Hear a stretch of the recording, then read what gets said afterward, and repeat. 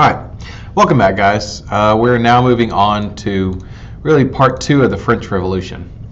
And what we're going to start with here is the civil constitution of the clergy. So because the French economy still lay in chaos, the National Assembly decided to nationalize all of the church property and to abolish monasteries. The confiscated lands were used as collateral to back paper currency called assignats. The church lands were then sold to bring in much needed revenue. Consequently, many churches were shut down. The church was also secularized and reorganized under a new civil constitution of the clergy. Bishops and priests would be popularly elected, paid by the state, and required to sign an oath of allegiance to the constitution. The National Assembly's anti-church measures caused a rift in the French society and alienated a significant portion of the country's population, most of whom were devout Catholics. From this time on, however, the peasants frequently opposed further revolutionary changes. Now, if we look at the king, the kings at the time were in danger. They were basically fearing the National Assembly because they were busy restructuring the relationship between the state and the church. And so King Louis XVI and his family attempted to flee France. Many of the French nobility had left the countryside since July 1789, and some of these immigrants, as they were known, had met with other European rulers and sought to aid fight against the revolution. King Louis, who had been held prisoner in Paris since the mobs had forced him out of Versailles, he decided to try and join the immigrants. He and his family were caught, however, at the city of Varennes, which lay only miles away from the Austrian border. This attempt to escape further discredited King Louis in the eyes of the public. So not only were they mad at him for failing as a king, but now he tried to get away. Let's talk about some of the reactions of the other countries. As far as France was in dismay at this time. They not only feared the possibility that the situation in France could undermine stability in Europe as a whole, but that the revolutionary fervor would possibly spread to their own countries. It wasn't just that they were afraid that France was falling, but this disease of revolution was spreading through. The result of this was the Declaration of Pillnitz, in which the monarchs of Austria and Prussia stated their willingness to intervene in France's under certain circumstances, mainly to protect the French royal family. So they wanted to come in to stabilize some of the problems.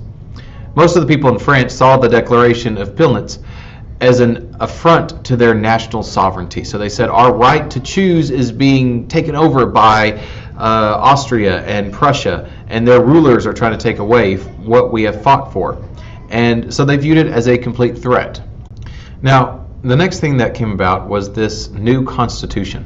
After 2 years of arguing, the National Assembly produced a constitution in September of 1791. The document removed most of the king's powers and provided for a new legislative assembly with the power to create laws.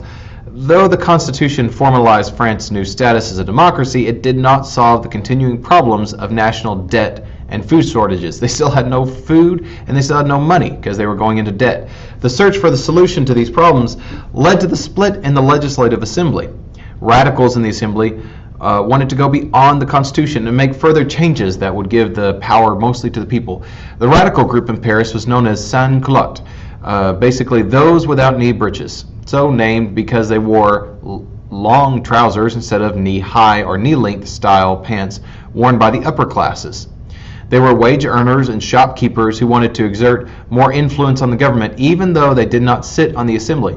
The sans-culottes constituted a large segment of the Paris mob. Of the other factions in the assembly, the moderate supporters, some changes were, while conservatives supported a limited monarchy. So some were okay with a king here and there, but they wanted limited power. Outside of the assembly, there still existed a royalist faction. So another faction, mainly nobles who had become immigrants, who were also people trying to get away from the mobs, away from them. They wanted to restore the monarchy. They wanted the king to come back because they longed for the wonderful, lavish lifestyle that they had previously. So during 1793 to 94, France focused on defending itself against invasion. In the following year, French troops went on the offensive and occupied the Low Countries, the Rhineland, Switzerland, and parts of Spain. The Treaty of Bastille in 1795 ended the war with Prussia and Spain. And in 1796, French armies, commanded by a young officer named Napoleon Bonaparte, invaded Italy, won a series of battles against Austrian troops, and occupied strategic areas. The victory in Italy forced Austria to make peace with France, and the War of the First Coalitions ended in 1797. So this war right here is, you need to know, brought about Napoleon Bonaparte's ability to command and be part of that military. Now we have the issue of radical mobs. Now we even see different mobs today that form. You may have people that rise up for one specific reason, and then all of a sudden whole bunches of people form with their own agendas. So in August of 1792, the Paris Commune, this is the governing body of the city of Paris, led an angry mob which had been controlled since Lafayette and the National Guard had fired on them the previous year, and attacked the royal family in Tuileries. It killed all of the King's Swiss guards, forced King Louis to seek refuge in the Legislative Assembly. He was taken prisoner, however, and the Assembly voted to depose him. King Louis XVI and his queen, Marie Antoinette, would never rule or see each other again. The Legislative Assembly called for the new election of a national convention to draft another new constitution for the French Republic. The National Convention was the new legislative body that replaced the National Assembly. The first act of this new government was to officially remove the king from the French government. France was declared a republic. The National Convention also discarded the traditional Gregorian calendar in favor of a revolutionary calendar, and the year 1792 was labeled as Year 1. Two main factions dominated the National Convention. Jacobin clubs were radical political groups that had sprung up throughout France during the Revolution. Initially, the Jacobins had total control of the National Convention, but soon a split developed, and we had two groups, the Jacobins and the Girondins, who represented the province. The Girondins were soon expelled from the Jacobins because they were too moderate. The most radical Jacobins were called the Mountain because they sat in the highest seats of the hall where the National Convention met. All three groups agreed that Louis had committed treason, but only the Mountains demanded his execution. Now let's look at some of these leaders. One of the most prominent Jacobin leaders was Jean-Paul Marat, who had been an early advocate of abolishing the monarchies. Now, we talked about him. He was the one who was murdered in his bathtub. He advocated the elimination of any of the enemies of the revolution, killed them off, and thus supported the September 1792 massacre, in which 1,200 political prisoners in the jail of Paris were killed by Jacobin supporting mobs. One of the most radical members of the National Convention, Marat strongly condemned the Girondins for being too moderate. The Girondins, in turn, saw him as an increasingly dangerous demagogue, basically a ruler who was just going to kill whoever he wanted. He was willing to kill thousands of people because they disagreed with him. On July 13, 1793, Marat was stabbed to death in his bathtub by, of course, Charlotte Corday, who was the opposing faction, and she was, of course, because of that, she was beheaded using a guillotine. Another important Jacobin leader was Georges Danton, a member of the Commune of Paris who had helped organize the attack on the Tuileries and the overthrow of the monarchy, the king and queen. In the new republic, he became Minister of Justice, a member of the National Convention. He also dominated the first Committee of Public Safety, which is kind of interesting to think of a Committee of Public Safety in a public where they're executing thousands of people. Robespierre. This man right here, he was a country lawyer, and his name was Maximilien Robespierre, who would come to symbolize much of the fanaticism of the French Revolution, first as a member of the National Convention, and then as the head of an infamous Committee of Public Safety. He sought to have all the ideals of the Revolution enforced, and in doing so, he perverted the ideals so many had to struggle to attain these goals that they had set. In his own words, to establish and consolidate democracy. To achieve the peaceful role of constitutional law, we must finish the war of liberty against tyranny. We must annihilate the enemy of the republic at home and abroad, or else we perish. Basically, kill all the other guys before they destroy your country. Joseph Guillotine. This is an interesting little invention here. It was actually a humane invention. It was invented in order to be an execution method. Up till now, they were hanging people, they were quartering them, drawing and quartering them, or using an axe to cut their head off. The guillotine was a safer way of killing them more humanely. Basically, the person who was executing them didn't have any chance of getting hurt, and it was very precise. It was also used to kill tens of thousands of people. Now, as far as the king goes, the Mountain convinced the National Convention to charge King Louis XVI with treason for conspiring with Austria and Prussia against France. He was found guilty and sentenced to death. He was guillotined. He had his head chopped up using a guillotine. Let's talk about this Committee of Public Safety. After the execution of the king, the National Convention declared war on Britain and Holland, who had joined the first coalition against France.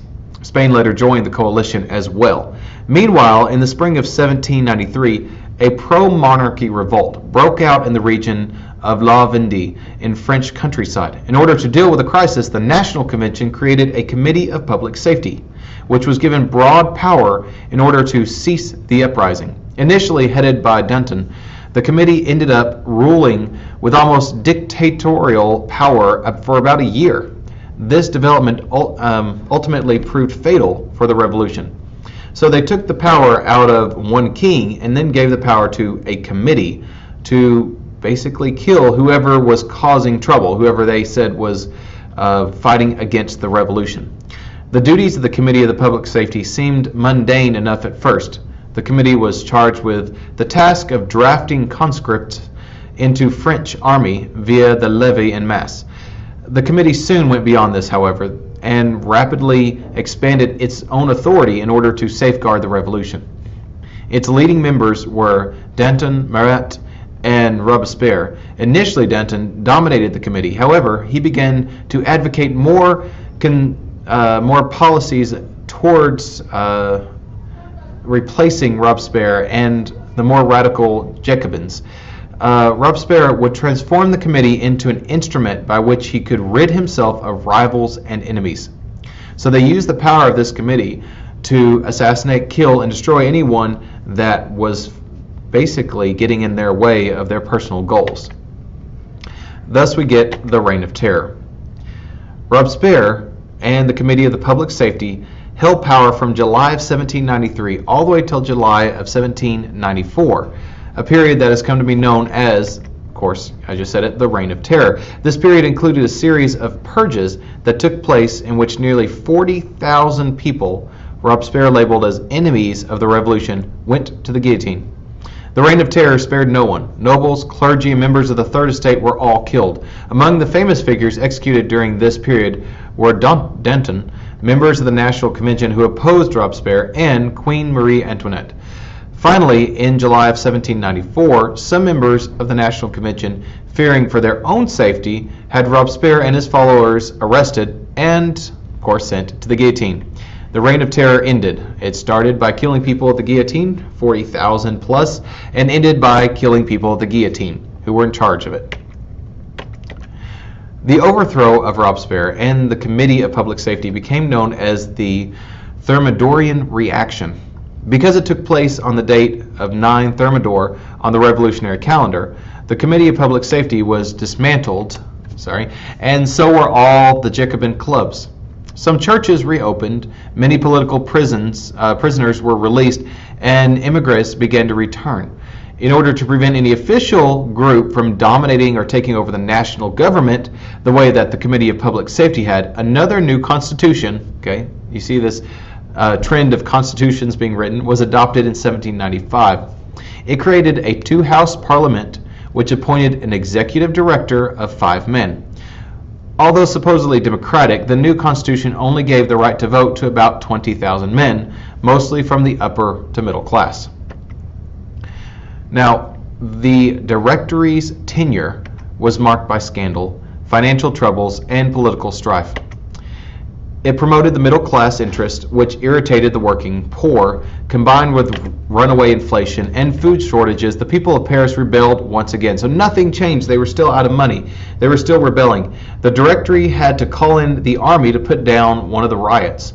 One such riot was in 1795, and it was ended by the intervention of the army under the leadership of none other than our famous Napoleon Bonaparte.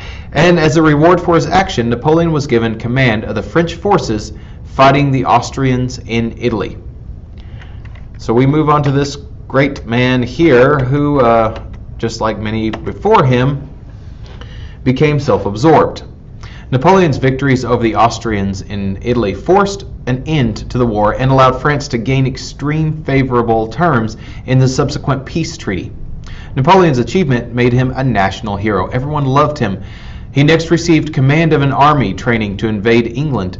Napoleon, however, felt an invasion might not be the best strategic move and decided instead to strike at British colonial possessions and attempt to take Egypt. French troops moved in and assumed control of the country. However, the British Navy under Admiral Horatio Nelson destroyed the French fleet at Aboukir Bay in 1799, leaving Napoleon stranded in Egypt. Meanwhile, back in France, the Directory was becoming more and more unpopular because of widespread corruption and its inability to solve the country's economic problems. Basically, people still were starving. With the Directory on shaky ground, Napoleon saw an opportunity to seize power. He abandoned his troops in Egypt and returned to France. On November 9, 1799, with the support of the army in France, he executed a successful coup d'état and overthrew the Directory. The French Revolution was now over, and Napoleon Bonaparte was in charge. A new government called the Consulate was put into place. The Consulate was a theory, a republic form of government headed by 3 consuls, of which Napoleon was the first consul. He quickly took complete control of the entire government, and in 1802, Napoleon made himself consul for life, basically head dictator.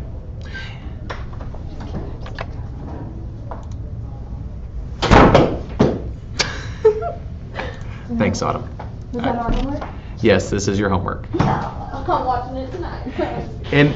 In a lavish ceremony in 1804, Bonaparte crowned himself Emperor Napoleon I. The great revolutionary ideals and goals of the old republic disappeared into imperial government of a former Corsican general who had assumed absolute power. So now Napoleon Bonaparte had taken from a monarch to a dictator. Now let's talk about some of the legacy, some of the things that you need to remember about the French Revolution that made it such an amazing thing. It was the end of absolutism. It was the powers of the nobles were taken away.